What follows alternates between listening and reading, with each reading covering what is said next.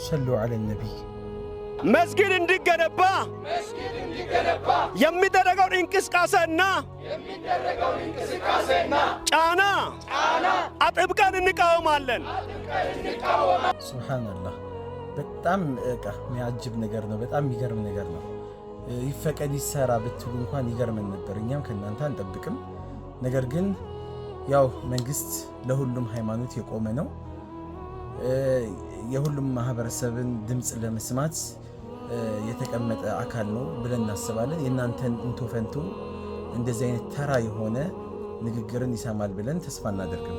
ነገር ግን የትኛውም አካባቢ ላይ ቢሆን መስጊዶች መሰራት ብቻ አይደለም፣ በየ100 ሜትር ርቀት መስጊዶች ይኖራሉ። አልሐምዱሊላህ አሁንም ሀገራችን ላይ በየአመቱ የመስጊዶች ቁጥር እጅግ በጣም እየበዛ ነው የመጣው። አሁንም ይበዛል፣ ነገም ከነጎዲያም። ሙቱ ቢገይዚኩም እንደ ተቆጫችሁ እርር ድብን እንዳላችሁ ትሞታላችሁ እንጂ የአላህ ኑር ዓለም ላይ ፀሐይ በገባበት ቦታ ላይ ሁላ ይገባል፣ ገብቷልም። የአላህ መልእክተኛ አለይሂ ሰላም ይህ ሃይማኖት በድንጋይም የተሰራ በጭቃም የተሰራ ቤት ውስጥ በእያንዳንዱ ቤት ውስጥ ይገባል ብለዋልና መግባቱ አይቀርም። አላህም ይናገራል هو الذي أرسل رسوله بالهدى ودين الحق ليظهره على الدين كله ولو كره الكافرون الله ملكتنيوችን የላከው هو الذي أرسل رسوله መልእክተኛውን የላከው ليظهره على الدين كله ከሃይማኖቶች ሁሉ የበላይ ሊያደርግ ነው። ሃይማኖታችን የበላይ ነው፣ ከማንም ከምንም ጋር የሚወዳደር አይደለም። የሙስሊሙ ቁጥር ደግሞ አልহামዱሊላህ አሁን ላይ ዓለማችን ላይ ከ2 ቢሊዮን ሄዷል። ከ2 ቢሊዮን በላይ ነው። ሀገራችን ላይ ደግሞ ከ50% በላይ ነው፣ ከ60% በላይ ነው። ስለዚህ ሙስሊሙ ማህበረሰብ መስጊዶች ያስፈልጉታል። ወለው ከሪያል ካፊሩን አላህ የጠሉ ቢጠሉም እናንተ እንደማትወዱን እንደማትፈልጉን የግድ ሆኖባችሁ እንደምትቀመጡ እናውቃለን። ልክ ፖለቲካዊ የሆነ አጀንዳ ብቻ ሲኖር ስብሰባ ሲኖር ተቻችለን ነው የምንኖረው። እኛ ማለት እነሱን አብሮ አደግነን እንዲህነን። ሙስሊም እኮ ነው የእውነቱ የሚያወራው፣ እናንተ የእውነታችሁ አይደለም። አላህ ተናግሯል። ዩርዱነኩም ቢአፍዋሂሂም በአንደበቶቻችሁ ይወዷችኋል።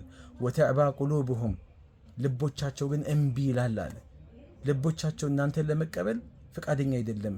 አንደበታቸው ግን ፖለቲካቸውን ለማጣፈጥ ወንበራቸውን ለማሞቅ ጥቅማቸው እንዳይቋረጥባቸው ሲሉ ግን እኛ እኮ ከሙስሊሞች ጋር እንዲህነን የሚሉ አሉ። በጣም ደግሞ የሚያጅበው ደግሞ ከናንተ መሰል ጋር የናንተ መሰሎች ሙስሊም መሳዮች በእናንተ መሃል ላይ ተሰክስገው ይህንን ነገር የሚያጋፍሩ ሰዎች ናቸው። መቼም ቢሆን ወለን ተርዳ አንከ اليهود ወለን ነሳራ حتى تتبع ሚለተሁም አላህ ነግሮናል። የናንተ መንገድ እስካልተከተልን ድረስ እንደማትወዱን አላህ ነግሮናል።